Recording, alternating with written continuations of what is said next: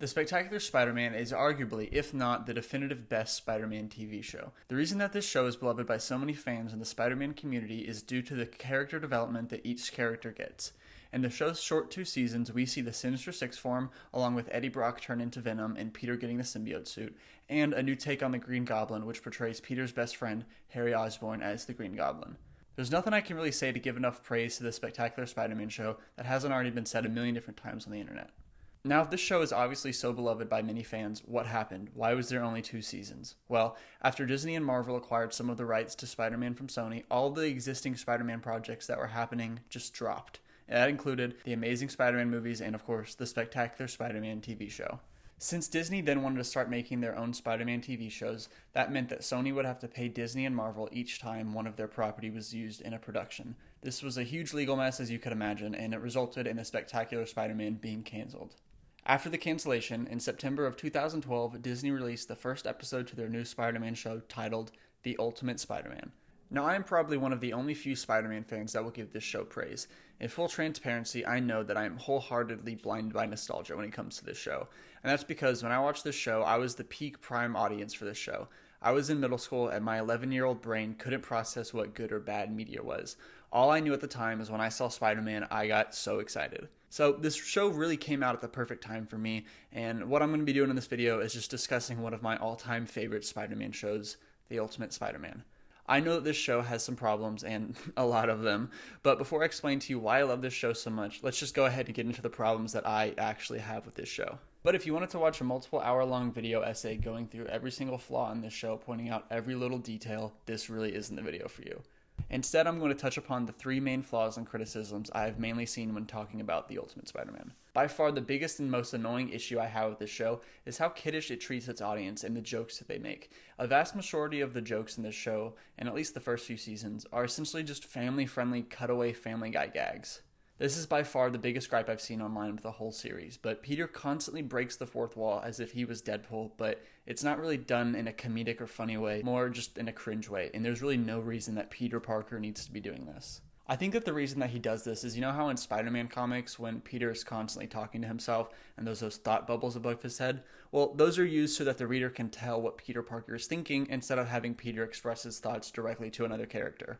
When this is used correctly, the reader builds up a personal relationship with Peter as if he's speaking directly to the viewer. And this is one of the reasons why Peter Parker and Spider-Man are so popular as a character.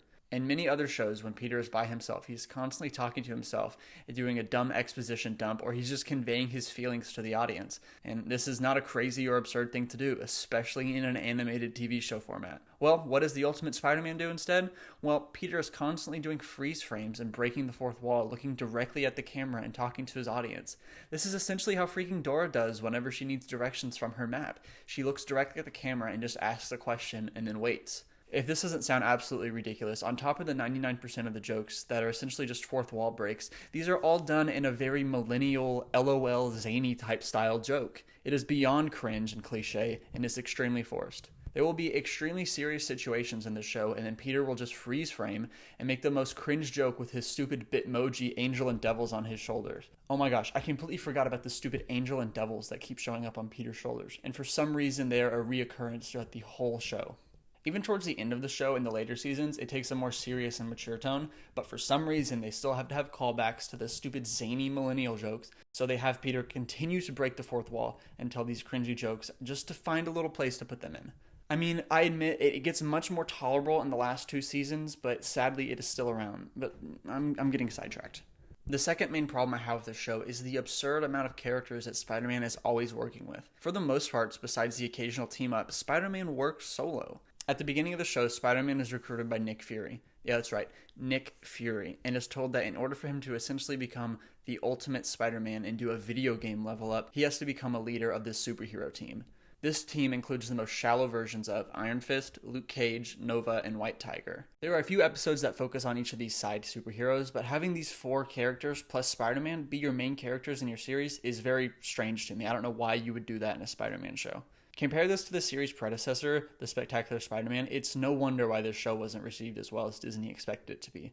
To me, in the early seasons, it felt like every episode or every other episode was just like a hero of the week team up, and the writers had to find a way to have Spider-Man team up with Captain America or Wolverine or even the freaking Guardians of the Galaxy. Peter Parker, in almost every single other adaptation of the character, is this smart, independent nerd who just works by himself and creates his own gadgets and tech, and then usually from an encounter with a villain that he ends up losing, he learns from those mistakes and builds his own tech. For example, let's say Peter fights Electro for the first time, and he gets shocked a lot, right? And then he loses. His big takeaway from that will be that his suit needs to become insulated, that way Electro's electricity won't affect him as much as it did. Then, in his next encounter with Electro, he will be much more prepared and he'll know how to defeat him based on what he did wrong in the first encounter. Well, in this show, Peter gets recruited by S.H.I.E.L.D. and is constantly getting these tech upgrades by S.H.I.E.L.D. The formula of Peter failing and then learning from his mistakes and eventually overcoming the villain seems to ultimately be thrown out to make Peter this more immature and ignorant version of what Peter Parker normally is. And this really leads me to the third problem I have with this show. Peter Parker's reliance on tech in this show, and especially tech from S.H.I.E.L.D., is definitely the most annoying part from his character perspective. The fourth wall breaking and millennial zany jokes are definitely migraine inducing, but having Peter be this bumbling fool who is always looking to S.H.I.E.L.D. as his daddy to come save him from problems is the worst thing.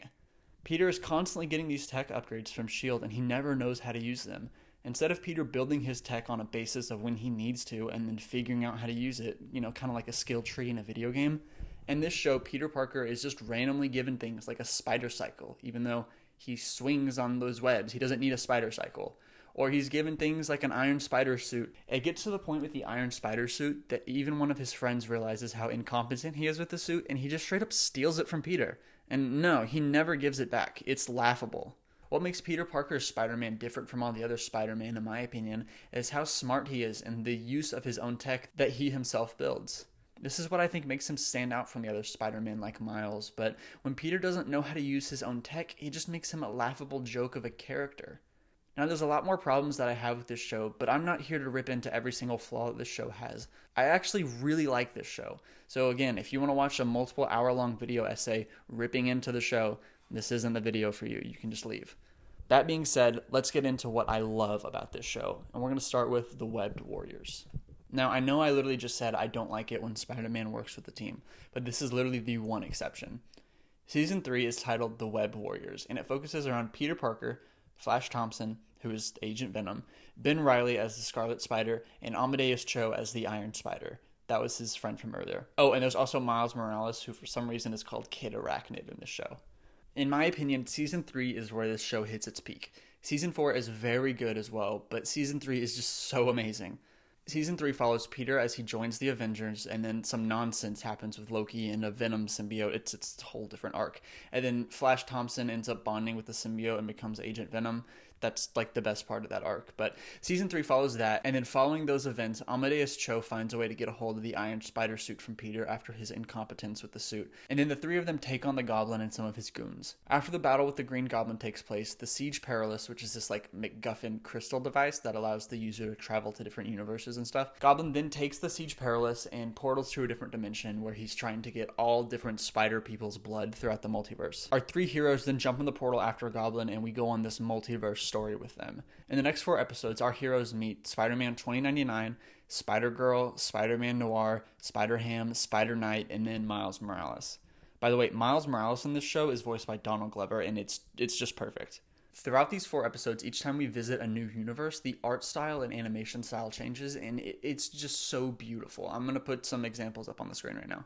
This arc is by far my favorite arc in the whole series, and if you haven't even watched the show or don't want to, I just highly recommend that you watch these 4 episodes in Season 3, and then if you want to go back to the rest of the show, you can, but at least just watch these 4 episodes, because it's honestly insane, and the whole storyline is very condensed to this just one arc. Season 3 covers the Spider-Verse, the Guardians of the Galaxy, both a Christmas and Halloween episode with Moon Knight, along with a whole nother Part 4 storyline dealing with the Contest of Champions. It's just so good. I love Season 3. Season 3 is everything I love about this show, and it just brings me to the last thing I have to say about this show. If you were to hear that there's a Marvel TV show with Spider-Man, all of his iconic villains, the Avengers, Loki, Guardians of the Galaxy, Cloak and Dagger, Moon Knight, Doctor Strange, Squirrel Girl, the Grandmaster, just to name a few, you would probably think this is just like a Marvel show or a show about a Marvel animated universe. But no, this is a freaking Spider-Man show, and it has all of these characters. If you want to argue that this is a Spider-Man show, leave all the other Marvel characters out of it and just stick to the Spidey villains, I agree. I 100% am right there with you. That's the best way to do a Spider-Man show, and I think that's where Spectacular stands out. But at this point, it's extremely obvious that this is not the direction that the showrunners wanted to take with The Ultimate Spider-Man, and if you want to watch a show like that, go watch the 90s animated series as well, or Spectacular. They are both phenomenal. That being said, I got to a certain point when watching the show that I just started to embrace that this is the universe we're in, this is where the story is taking place, and this is a different Spider-Man story. Heck, Peter ends up teaching at the end of the series an X-Men-styled SHIELD Academy show where Rhino is a student there, and he's now studying to be a hero. This is not the traditional Spider-Man story, but as soon as I started to accept that this is a different take on the character and a whole different universe, the more I started to enjoy this show for what it was, something different. I mean, it's an animated TV show that premiered on Disney XD. It's not going to be peak cinema. Don't get me wrong, content geared towards kids still needs to be good and is not an excuse by any means to be lackluster or lazy. But if you watch this series, by the time you get to season 3, you can tell this isn't a traditional Spider-Man story and is made for kids, so you might as well just enjoy it. Lastly, one of my overall favorite parts of this show has to be the villains. The villains in this show are amazing, no pun intended. We get a whole season based on Spider-Man fighting the Sinister Six, and throughout the season, the members of the Sinister Six keep changing because Spider-Man keeps defeating them. The decision to make Doc Ock the final antagonist in the show is so cool in my mind. I mean, this design for the character is peak. I don't care what you have to say, this is peak Doc Ock costume and design in my opinion. This show throws so many different villains at you throughout the 4 seasons that the majority of my Spider-Man villain knowledge came from this show when I was a kid. I mean, have you ever heard of the Beetle? Well, I really never did until I watched the show, but the Beetle is this random guy in an Iron Man-like suit shaped like a beetle, and he has no business in this show besides being an unrelenting villain and menace towards Spider-Man. This is a character that I have not seen in many other forms of media, but this show makes him one of the main antagonists. Well, main side antagonist. This is one of the many examples of different side villains that gets depth to their character and is fleshed out to be more than just a one-dimensional bad guy. The fact that this show pulls off so many different obscure comic book villains is just insane. There's a whole Wikipedia page dedicated to the villains in this show, and it is so long it has to be listed alphabetically. Really, the only gripe I have with the villains is how they did Venom a little dirty early on in the show, but they ended up having a twist that Harry is Venom, and honestly, it's so fun. And the fact that they did this a decade before Spider-Man 2 on the PS5, I just have to give points to the show for that. The anti-Venom arc in this show is done so much better than it was in the game anyways. The last thing I'm going to say about the villains in this show is that I really enjoyed Norman Osborn's character in this show. During this show, we watch Norman go from this kind of good guy to a kind of evil Iron Patriot, and then, of course, he turns into the Green Goblin. His Goblin is so fun to watch because he goes from this traditional guy in a goblin suit to this fully hulkish monster goblin, and I love it. Then when we're in another dimension and we meet Miles, the Goblin in that universe is this full-blown kaiju Green Goblin monster with wings. That doesn't really last long, but the fact that we got to see it was so cool. And then at the end of Norman's arc, he's ultimately defeated and gets the standard comic book amnesia and then forgets who he ever was. Last video I talked about how I'd like to write a script for Tom Holland's Spider-Man 4 and the movies moving forward for him.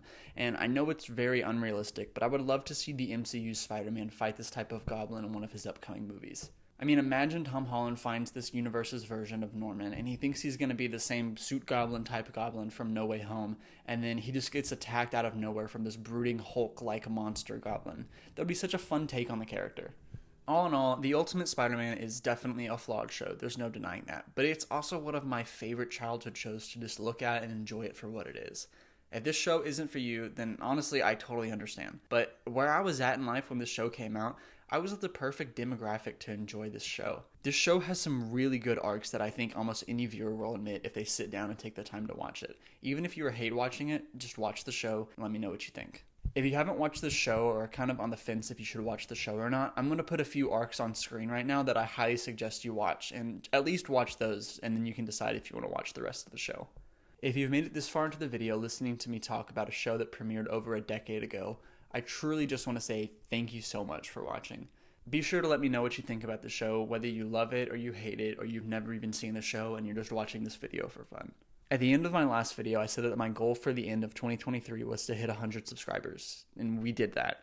We hit that goal like 3 days after my third video on the channel, and seriously, sincerely, from the bottom of my heart, thank you so much. You guys have no idea how much this means to me. I absolutely love talking about this stuff, as you can tell, and from the feedback and engagement that I've got on my last 2 videos, I think some of you guys enjoy listening to me. I think that my next video will probably be about how I can revive or save the MCU if I was in charge, but we'll see what I end up doing. But that'll do it for now. Thank you again so much for listening to me rant about one of my favorite childhood shows. I'll see you later. Take care. Bye.